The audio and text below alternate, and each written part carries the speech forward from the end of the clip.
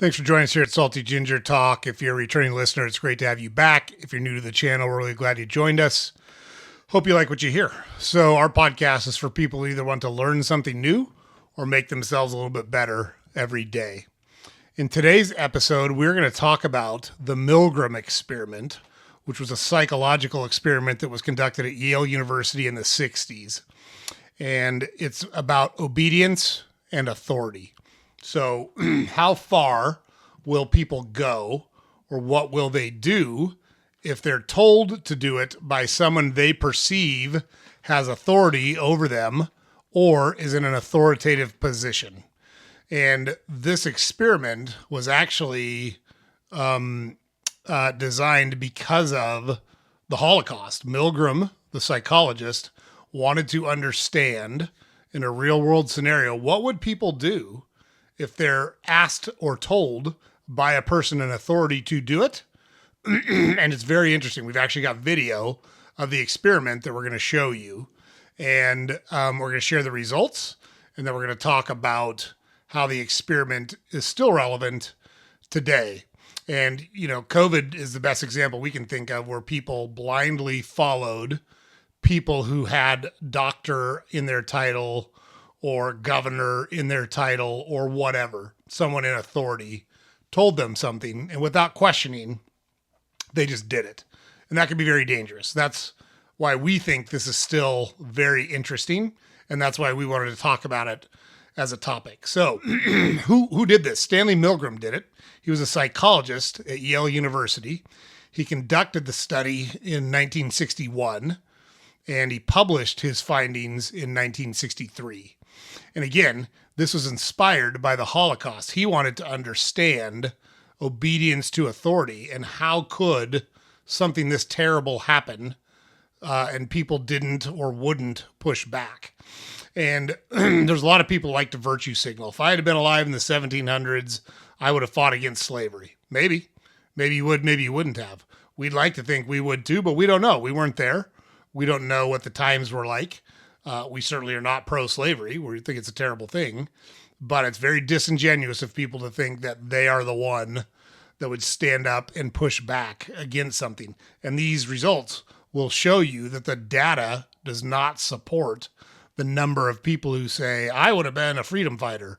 I would have been an abolitionist. Maybe you would, maybe you wouldn't. But it's very hard for us to believe that everyone would do that when they won't push back on basic stuff. So the way this experiment worked was everybody in the experiment, except for the teacher, was fake. So it was about obedience and authority, but they positioned it that they had a new way of teaching people. So they would give them word pairs, and if the person got the pair right, that's great. If they got it wrong, they got electric shock. And the electric shock started at 15 volts, or amps, I'm sorry. Yeah, volts, sorry. 15 volts and went all the way up to 440 volts. So like what comes out of your wall is 110 volts, by the way. And so the teacher would read and they were separated, and you'll see it in the video. So the teacher couldn't see what was happening, but they could hear the reaction from the participants. And there was no shocks administered at all. They'd press a button, they'd hear a buzz, and so they thought they were shocking the person that got the answer wrong. They weren't, but the person would give increasing cries and pleas, and you'll hear it in the video. And all the person in the lab coat who was conducting the experiment said, it's imperative you continue, please continue. And 65% of them did, and you'll see it again in the video. Now, if you shock someone with 440 volts, they got a good chance of dying. It can stop your heart. It can kill you. And most people, especially these men, would know that. But the researcher in the lab coat just kept giving them instructions to continue, and 65% of them did. So that's the setup for the experiment. Let's cut to the video of the experiment now. And then when we get back from watching that, we'll share the results and the takeaways from the experiment. The Milgram experiment involved 3 people: an authority, called the experimenter, who was dressed in a lab coat to appear powerful, a volunteer, who was assigned to be the teacher, and a victim, the so-called student. The teacher was the test subject, whereas the experimenter and student were both actors. Following orders, the teacher would test a student who was sitting in another room by asking them questions. For every wrong answer, the experimenter would ask the teacher to inflict an electric shock up to a life-threatening 450 volts.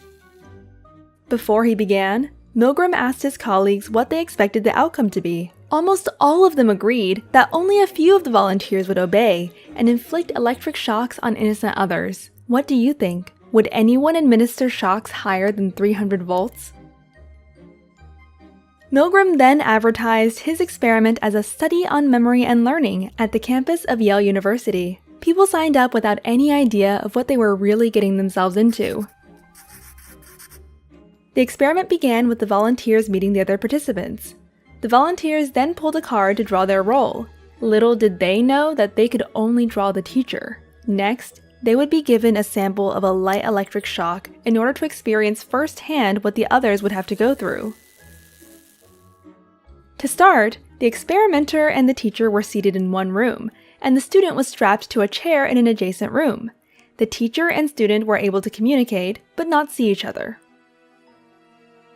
The experimenter then gave the teacher a list of questions. The teacher would then read out the questions and the student would press a button to indicate a response. For every false answer, the teacher would administer a shock, starting at 15 volts and increasing in 15-volt increments up to 450. What the teacher didn't know was that the student didn't actually receive any shocks. Instead, a tape recorder was used to play various responses. In the beginning, the teacher would hear protest or bangs against the wall. If shocks would increase, the reactions would become louder, and in case someone would go all the way, the learner would fall silent. In case the teacher became hesitant and asked to stop, the experimenter would resort to the following 4 prompts. First, he would say, "Please continue." If that was unsuccessful, he would go on with, "The experiment requires that you continue." Then, "It is absolutely essential that you continue." And lastly, "You have no other choice. You must go on." Along the way, the volunteers displayed signs of extreme tension, such as sweating, trembling, and even uncontrollable laughing fits. The experiment would be stopped only after all 4 prompts had been used, or the maximum voltage of 450 volts had been given 3 times. Milgram found that, of all participants, 100% gave at least 300 volts, and 65% went all the way to 450 volts. The experiment was later criticized for being unethical because it deceived innocent people into performing what seemed to be terrible acts of violence. However, his experiment was successfully replicated many times, involving different populations and leading to similar findings. Milgram himself left us with this to think about. It may be that we are puppets controlled by the strings of society. But at least we are puppets with perception, with awareness, and perhaps our awareness is the first step to our liberation. What do you think? Would you follow or question the orders if you were one of Milgram's participants? And what can we as a society teach future generations to help prevent horrific acts that can happen when ordinary people blindly follow an authority? Let us know your thoughts in the comments below. Okay, so pretty crazy, right? The guy's unconscious and the researcher or the teacher is told to continue. He just keeps going. The guy's unconscious, not even responding anymore. And even though he showed discomfort, you heard him say over and over and over again, this is your responsibility. You told me to do it. I'm not responsible for this. And they kept going. 65% of the participants. So what is that out of 40 men? What is that? 28, 29? Out of 40 men, 28, 29 of them kept going when told by the conductor of the experiment. So even though they knew it was wrong, you could tell by the way he reacted that he was uncomfortable doing what he was doing, but he was told by the man in the white lab coat, so he just kept going, kept administering shocks up to a fatal level to the other person in the experiment. So what does it tell us about human behavior? That this is possible. Not only is it possible, like we've got proof, like there's lots of instances in history where people just go along with someone in charge. And even if that someone in charge is asking them to do immoral and clearly wrong things, they do it anyways. Obedience to authority can override personal morality, like very clear from the results of this experiment. And yes, it's 40 men, but again, we've got instance after instance after instance where this has happened in the real world with millions of people involved. And the reason that is, people assume that responsibility shifts to the authority figure. Hey, it wasn't me. I was just doing what I was told. It's not my fault. The person in charge told me to do it. That's on them. And social and environmental pressures greatly influence decision making. So if someone in charge tells you to do something you would never do on your own, there's a good chance you would do it because you were told to do it. So what are the real life implications for this? It's really important for everyone, all of us, to understand that authority pressure in workplaces, in institutions like churches, like synagogues, like mosques, like Little League sports groups, children's groups, and governments. We need to understand that when someone who is in charge or supposedly in charge or a person of authority tells us or asks us to do something, we still have a moral obligation to say, is this right or is it not right? And if it's not right, you should not participate in it. Sounds easy to say as we're sitting here, but if your boss tells you, hey, I need you to change that invoice and add $200 to it and start overcharging customers, would you do it? I mean, it's easy to say, no, you wouldn't do it. So it's funny. I've actually been in that situation. I did not do it. And it wound up being pretty significant down the road after that happened. But I would not do it. But it's not easy. It's not easy to say, no, I'm not doing that when your boss tells you to do something. So we've got to be kind of radar up on those situations. And there's some good examples there. Corporate scandals. Look at Enron. How many people at Enron knew that thing was a house of cards? Most of them. Like all the accountants did for sure. They were making those numbers up. It took Arthur Andersen out of business because they signed off on all those Enron audits. And so that's a great example in the corporate world of, hey, I don't care if it's wrong. I don't care if it's illegal. I was told to do it. It makes the company money. So I'm going to acquiesce and I'm going to do it. Military obedience. The Holocaust is the perfect example. Not only the Holocaust, I mean, 6 million Jews were murdered during the Holocaust, but 20 million Russians were murdered under Stalin's regime. Well over 20 million Chinese were murdered under Mao's regime. And somebody was murdering those people. Chairman Mao was not out conducting these executions. The people under him were conducting these executions because they were told to, because they wouldn't push back, because they were listening to an authority figure. And then peer pressure. So how many times have you done something because someone said, oh, don't you want to be cool? Don't you want to be a part of the crowd? Everybody's doing it. If you want to be like us, then you'll do this. So those things are very, very real. And we need to kind of understand those things and be aware of those things based on whatever situation that we're in. So when we think about this from an everyday life perspective, we've got to recognize unethical authority pressures. That's the first takeaway. So in the workplace, just following orders is not an excuse. If you know it's wrong and somebody tells you to do it, you're still culpable. And you could be personally culpable for overbilling, for stealing funds, for discriminating, for whatever is a violation of the law. You are not shielded from it simply because your superior told you to do it. You still have a mind. You still have a moral compass. You still have a voice. And it's important to gut check what you're being asked to do against that moral compass and against your common sense. You're not off the hook simply because someone in charge told you to do it. Society, be aware of manipulative authority figures, right? This is the challenge. There are tons of great priests out there, but there's some slimy priests out there. There are tons of great coaches out there, but there's some slimy coaches who are around kids simply because they have very unethical feelings towards kids. And we need to be aware of those and protect kids from those situations. Those are just a couple of examples, and very important for us to be aware. Like, we have a responsibility. We're not absolved of that responsibility simply because someone in charge said it was okay. That doesn't just make it okay. It's not how it works. And then in relationships, stand firm against coercion. So if you're in a manipulative relationship, you need to be aware of that. We would argue you got to think long and hard whether you want to stay in that relationship, but at minimum, you need that behavior to change so you're not being coerced or manipulated into doing things that you morally or ethically don't want to do. So, how do you build this resistance to blind obedience? Number one is to develop critical thinking skills. Ask yourself, is this right? Like, that question alone, is this right? We would argue that simply because something is legal doesn't make it right.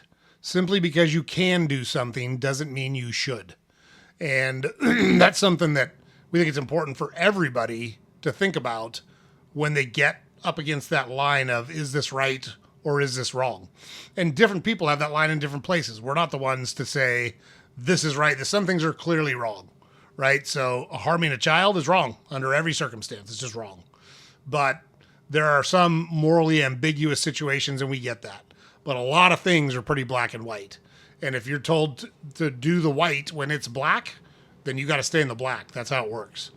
Number two, question authority when something seems morally wrong. Like, ask the question, is this right? Maybe we can do this, but should we? Is this the right thing to do? Like, you have a responsibility to question those things. And like the punishment, you might be in a tough situation where the punishment is severe to you personally, but you got to put your head on the pillow at night and you got to ask yourself, can I sleep at night if I go through with this? I know I need the job. I know I need the insurance. I know I need whatever. And it puts me in a very tough and awkward position. Sometimes you got to bite the bullet and do the right thing, even if it's hard. So you got to question authority. Next, seek second or outside opinions. Don't assume that authority person is always right. You may have someone in your department that's gone rogue and nobody above them knows what's going on. I can tell you we've been in that situation before, and when we've escalated it, we've had people go, wait, what? You were asked to do what? No, we don't do that. I'm like, yeah, I don't do it, but I'm telling you, that's what I was asked to do. So you've got to seek second opinions, pull other people in, and if they're backing up the same morally reprehensible stuff, you're in a bad place. You got to get out anyways. I don't care about paying your bills or keeping your insurance. There's some things that are more important, like being able to sleep at night and knowing that you're not harming people or doing morally bankrupt things. And then you've got to encourage and support ethical decision-making and leadership. When you see someone stand up, speak truth to power, push back against stuff that is wrong, support them. Support them. Don't let them do it alone. Step up. Go back and watch the movie Spartacus at the end where he's trying to identify, I can't remember exactly who, but they're trying to identify Spartacus so that they can kill him. And everybody stands up and says, I am Spartacus. I am Spartacus, one at a time. So there's no way to tell who Spartacus is, but Spartacus was fighting for their rights and fighting for their freedom, and they were supporting him. And that's what you need to do as well. So that's the Milgram Experiment, guys. We find it super interesting. It is a real world, caught on camera experiment that shows how obedient people are to authority. And this is a random person in a lab coat. This isn't their boss. This isn't their priest. This isn't their coach. This isn't their spouse. This is an experiment that they've were either volunteered. I don't know if it was volunteer or paid, but either way, they literally could get up and walk out and it doesn't change their life, and they won't do it. They keep administering these shocks up to a fatal level to these people. So remember the things we talked about. Develop critical thinking skills, question authority, seek second opinions, and encourage ethical behavior. Just following orders I was told to isn't good enough. You got to be better than that. You got to be a leader. You got to stand up when you know things are wrong. So that's the episode. We found it super interesting. Wanted to share it with you guys, give you something to think about, and give you something to kind of test your moral compass. Don't forget to, James puts it up over here every day. Don't forget to head over to our website, saltygingertalk.com. All of our podcast episodes are available there.